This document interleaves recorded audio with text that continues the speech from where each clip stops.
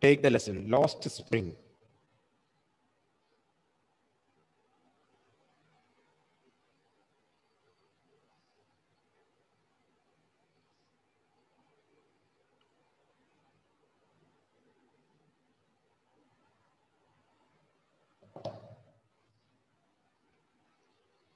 This portion is, or the story is taken from the book Stories of Stolen Childhood. Stories of Stolen Childhood, written by Anis Jung. Anis Jung, an Indian writer. Stories of Stolen Childhood. I think kidnapped children, I think so, isn't it? Stolen childhood. Kidnapped child, isn't it? Is it right or wrong? Can you give me a reply to that? Stolen childhood is equal to kidnapped children. Is it right or wrong? Doubt arises. Gauri, is it right or wrong? Wrong.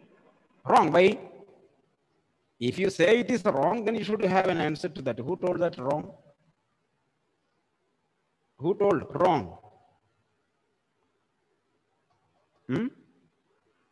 Tell me the answer. Why it is so? Your answer is correct. Then now you can say the reason.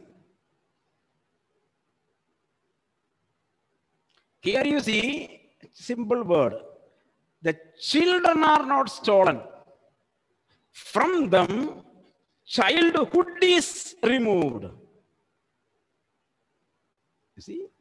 From the children, childhood is removed. From the man, manhood is removed. From the girl, girlhood is removed. From the boy, boyhood is removed. That means from the children, their qualities which they should enjoy are removed, are stolen.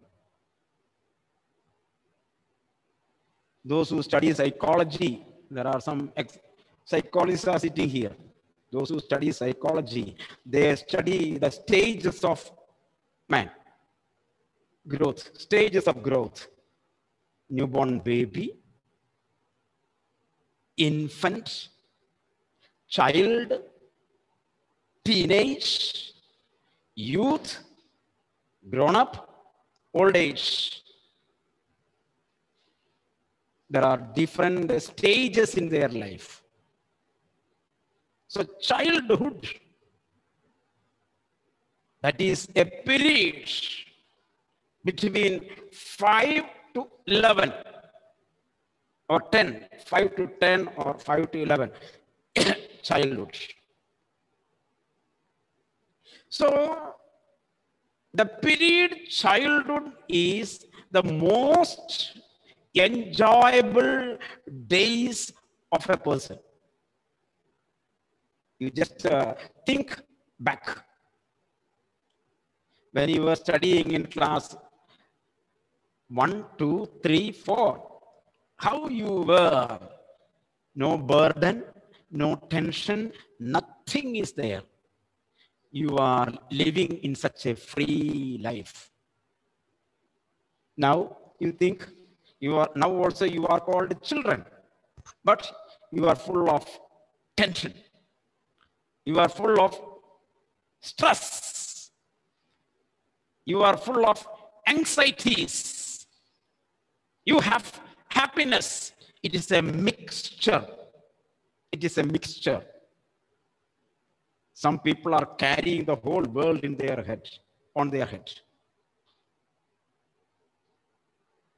So here we are talking about children. Children. From that children, childhood is removed, their happiness is removed. They enjoy schooling.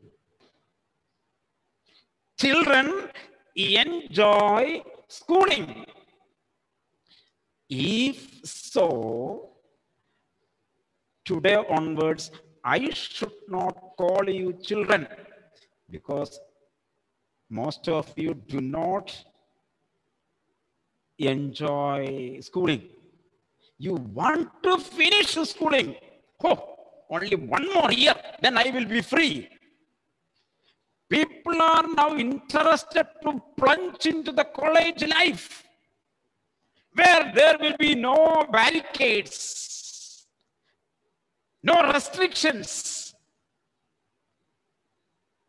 no monthly exams, no first rank, second rank.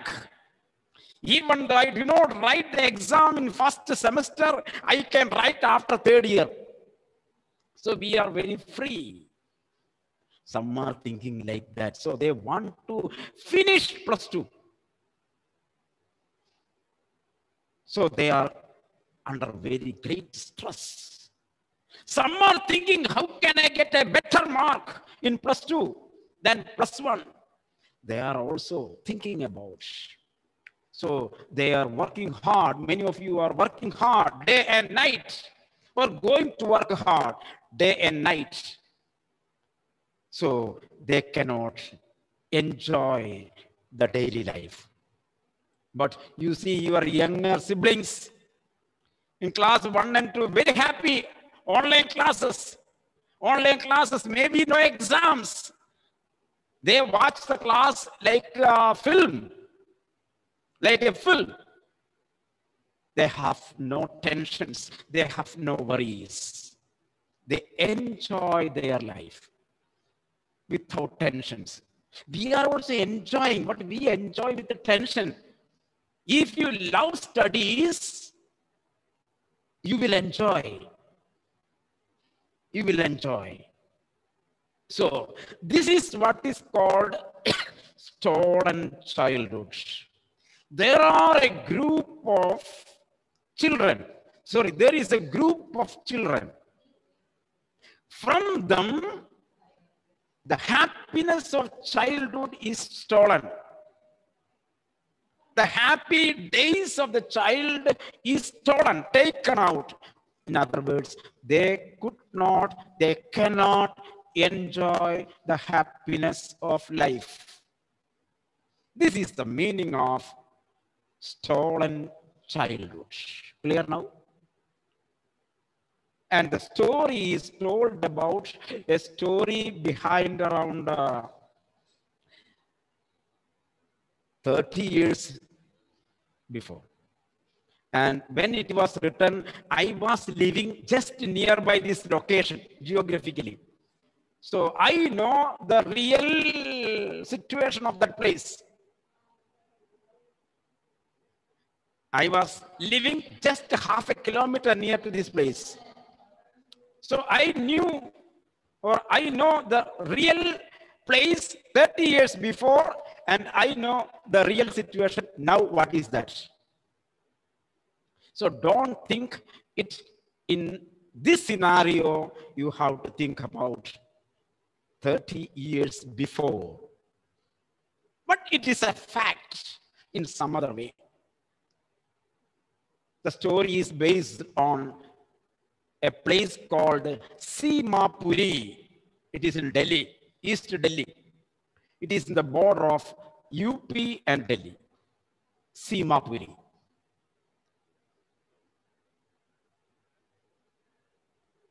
In this book, Simapuri will be a very distant, remote area, but now it is one of the richest places in Delhi.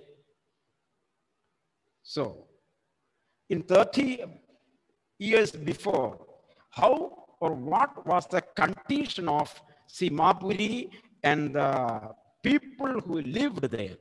We will see. There we will see the stolen childhood. It is one of the important lessons for +2 board exams. One of the important lessons. So we will enter.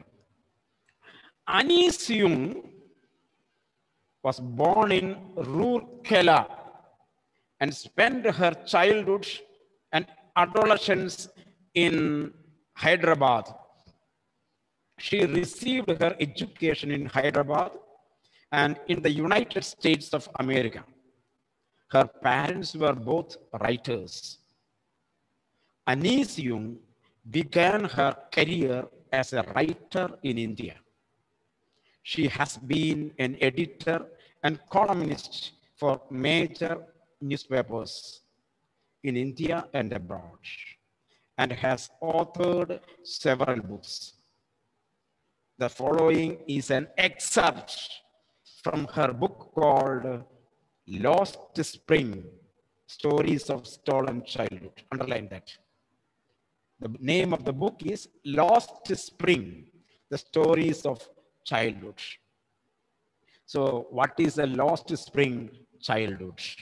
The happiness of childhood is the spring. Spring season. Spring season is the season of flowers. Spring season is the season of flowers. That gives us joy. So childhood is compared to spring season. Here she analyzes the grinding poverty, extreme poverty, and traditions, strict traditions, which condemn these children to a life of exploitation. Circumstance, social circumstance makes the man thief, makes the man robber, makes the man murder situation. So here, the children living in a particular situation are exploited. Now let us come. Sometimes I find a rupee in the garbage. Very often, this sentence comes as a question. First line of the first heading of the lesson itself is a question. Sometimes I find a rupee in the garbage. We will find the meaning of this in the course of time. Why do you do this? Why do you do this? So somebody was doing a work. So to him, it is asked, why are you doing this? I ask Sahib, whom I encounter every morning. Encounter means I meet every day morning, scrounging for gold in the garbage. You see, another phrase, you got it for the first sentence. Scrounging for gold in the garbage. Underline, gold in the garbage. Underline, rupee in the garbage. Comparison. Rupee in the garbage, gold in the garbage dumps of my neighborhood. So one boy, his name was Sahib. Sahib. Sahib is a Hindi name. The meaning of the word Sahib is sir, an honorable person, sir.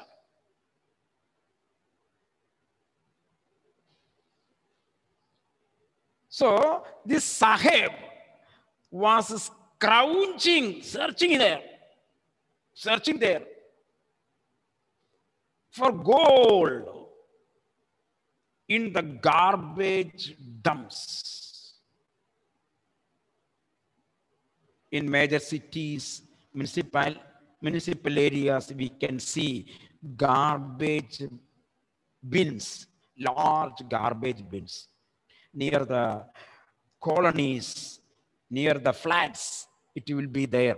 So people throw their wet waste, food waste in that bin. So such kind of bins are there in the major cities, in different corners near the colonies.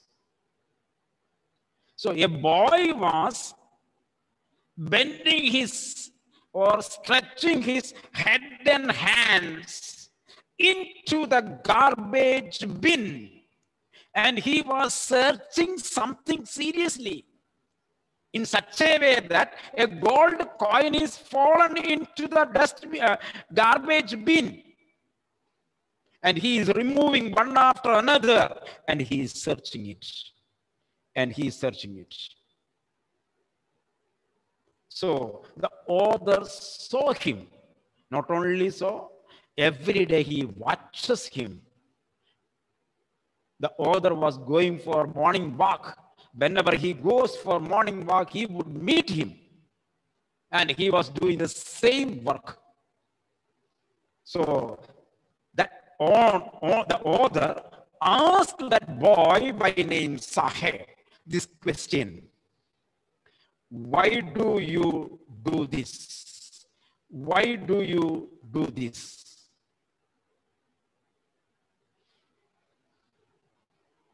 Saheb left his home long ago. Now the history says, flashback.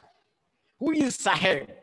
Saheb is a boy who left his home very many years ago, set amidst. So Saheb is not from Delhi. Saheb is not from Delhi. He is from somewhere else. He is kind of Pravasi.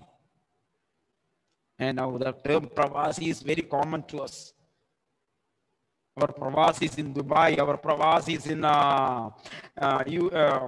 Qatar. Our Pravasi is in America, isn't it? So in a way, Saheb is a Pravasi.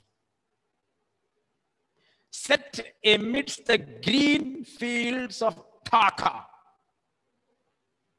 So he is from Dhaka.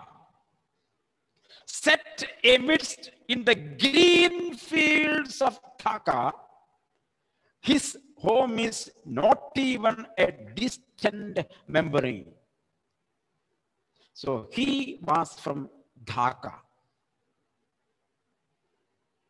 There were many storms that swept away their fields and homes, his mother tell him.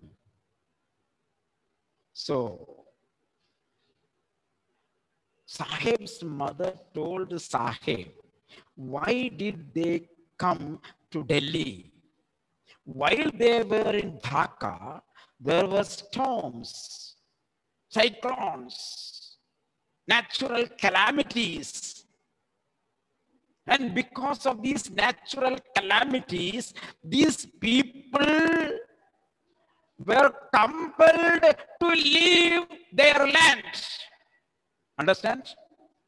Because of the natural calamities, these people could not live there. One after another calamity is attacking them. So after one calamity, they build their house. They begin their agriculture. What happens after 1 or 2, 3 months or 5 months or 1 year? Again, the next natural calamity. So fed up, tired of, fed up with the natural calamities, his family decided to leave the country and they came to India. They are called what? Can you tell me one name? Such kind of people are called as what name? Can you tell me one single word? The Refugees. People, who call refugees? Very good, refugees. They are called refugees, and live in refugee camps. Refugees. Very good. So Sahib's family was a refugee from Dhaka. That is why they left looking for gold in the big city where now he lives. So they ran away from their homeland and reached Delhi, a new land, in search of gold. In search of gold. Can you remember any lesson like this?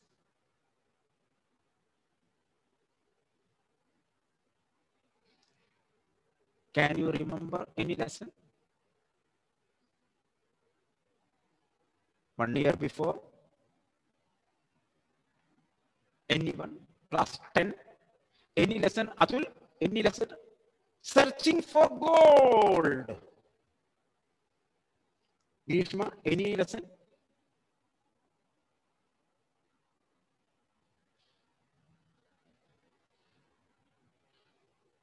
Have you studied letter from God? Have you studied a letter from God? Yes, sir. Last 10? There, Lenko was working in his field, and each water drops were golden drops. Golden drops. Don't throw away what you have studied. Literature is a correlative study. For him, raindrops are gold coins. Raindrops will be converted into seeds. Here the people or the family of Sahib ran away from Dhaka and reached Delhi in order to make gold. Here, gold is a symbol of prosperity, riches, money. Many of our parents have gone to foreign countries to bring gold. They won't bring in the form of gold, but they will make gold in the form of currency. Am I right? Am I right? They are working there in Dubai or in Qatar or in Muscat or in America or in Australia or in UK. They are working in order to convert their hard work into money, into riches. Or your parents might have gone away from this state to another state to convert their hard work into currency into the form of gold. So gold is known as here currency, money, riches. So Sahib's family lost everything at home in Dhaka because of the natural calamities. They lost their hope of building a family there. So in order to nourish, in order to build up the family, in order to find some money, in order to find the prosperity, they came to a new place. That is the meaning. You see underline? Looking for gold in the big city where he now lives. The city is not informed, but I told you. So first question, why do you do this? Why are you doing this work? Scrounging in the sitting on the dustbin, scrounging on the garbage bin and putting your hands in it. He replies, I have nothing else to do. Some of you, Emmanuel, some of you, these students, not Emmanuel, some of these students say, why are you not studying now? Sir, everything studied, no work now. So I am watching mobile. Why are you watching mobile? Sir, my study is over, so I am free. Here Sahib says, I have no other work to do. I have nothing else to do. He mutters, looking away. Mutters. He speaks in a lower voice. He speaks in a lower voice. Go to school, my Josie sir says to him.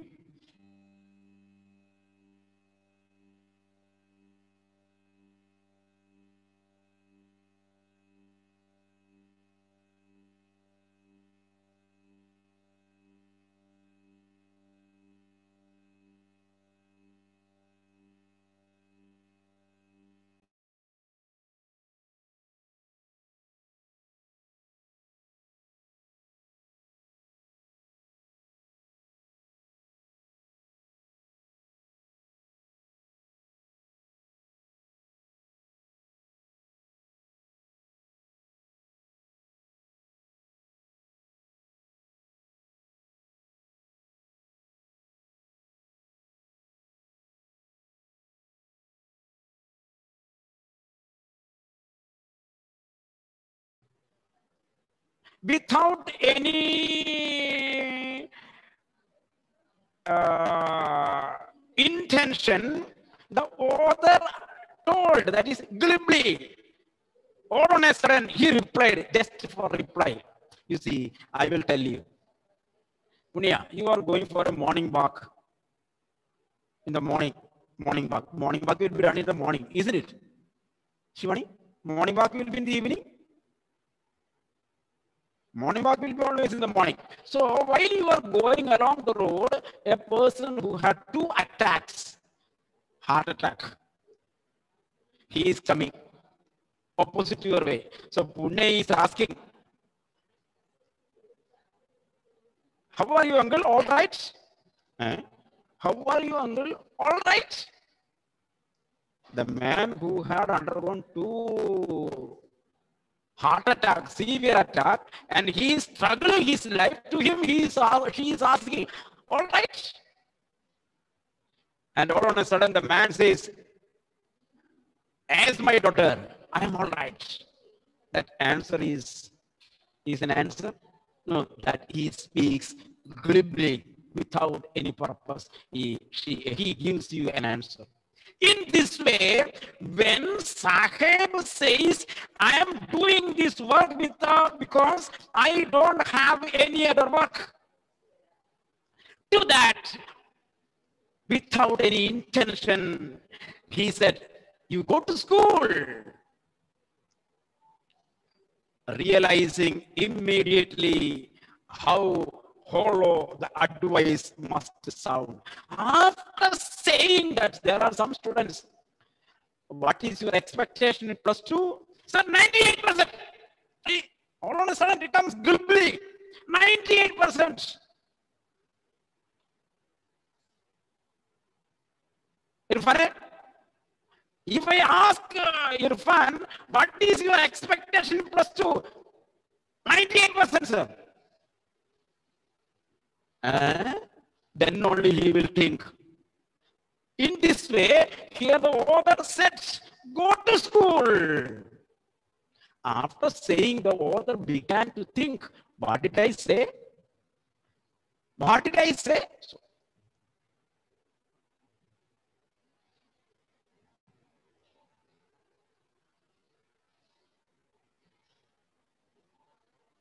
What did I say?